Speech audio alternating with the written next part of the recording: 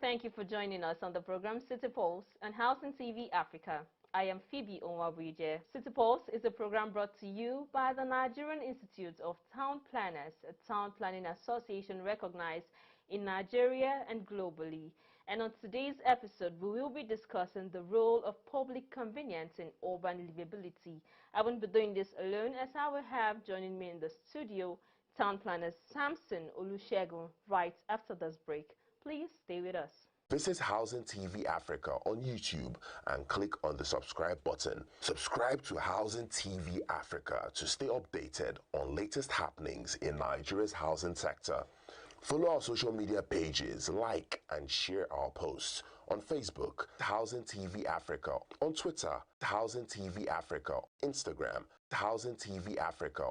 Join the conversation and keep up with latest housing updates. Thank you for joining us once again.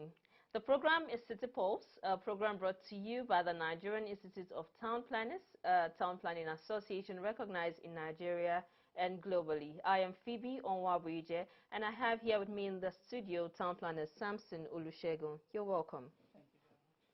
So, as I stated earlier, we'll be discussing on the role of public convenience on urban livability. We've had a discussion on that previously, but this is a continuation of that.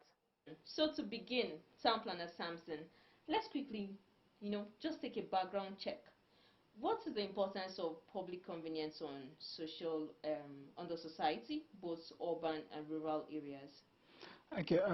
Interestingly, a study shows that a toilet is where people will most likely visit whenever they get to a new location. Okay.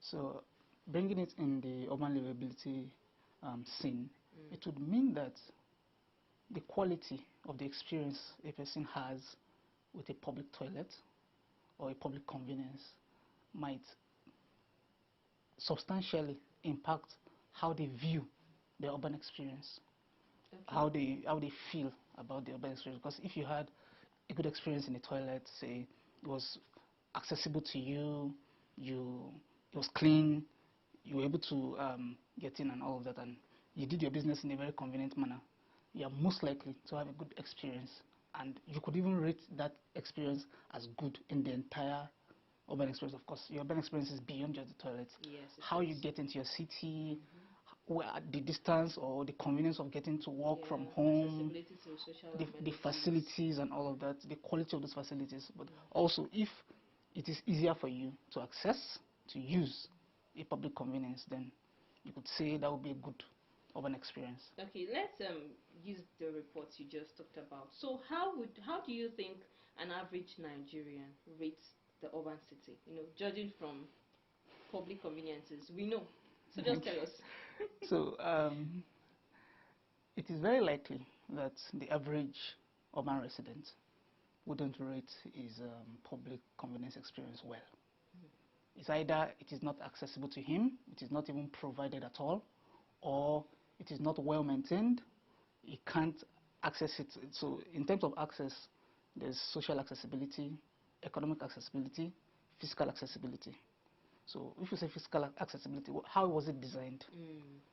If someone is on wheelchair, can he access a public convenience? How can the aged access it without much help? Is it easily can you easily sight the public toilet?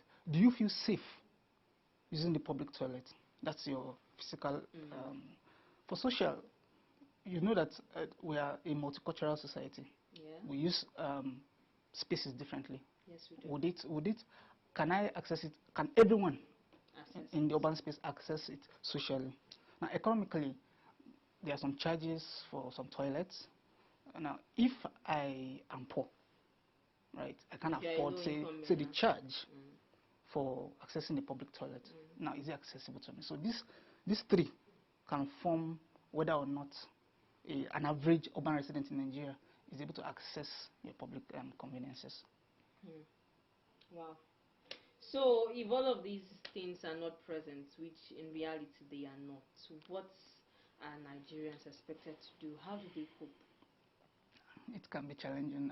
I have experienced or seen people go through challenges like really pressed in very uncomfortable places. Some people have had to just damn the whole shame and all of that and just go down. Especially women, you know. For a man, once you turn to a wall, you're covered. Now look at the aged, disabled. People naturally would even be disadvantaged in a regular setting. So you can expect that even in accessing such facilities, they would have also even a greater challenge. So that's where the challenge would be. Okay, now let's move down to the Nigerian government. What's the role of the government in the provision and maintenance of these public conveniences? Because when we talk about these public conveniences, we know that it is for the public, and who takes care of the public if not the government? So what are their roles in providing and maintaining these social amenities? Okay, so we have to try to see our public conveniences to be seen as a service or as a product. That's very interesting. So if you're seeing it as a service, the government is supposed to provide a service. Okay. Because it's not just about the public convenience, it's about what not having it does to the environment. The air quality, how it affects the water quality, how it affects your experience socially within that space.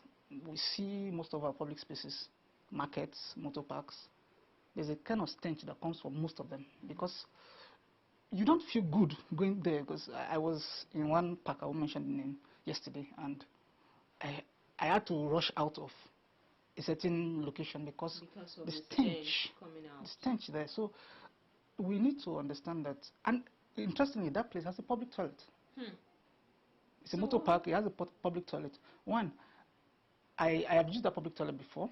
Okay. It is not exactly a place where you want to be, except it's an emergency. You understand? Which is not supposed to be so. Yeah, because it's not well maintained. It's been built for a couple of years. I used it a long time ago, so I can imagine how bad it could be now. So there are people who, despite the fact that there is even a provision, would not want to use it because I'd rather just use the open system, because I feel maybe even it might be even healthier in my own mind that using the open system is better for me because I might just catch some infection. For a man, we say it's easier, but for the woman, she has more considerations when she's using public facilities, and most people don't feel safe. They don't feel it's healthy to use public conveniences where they're available. We're not even talking about where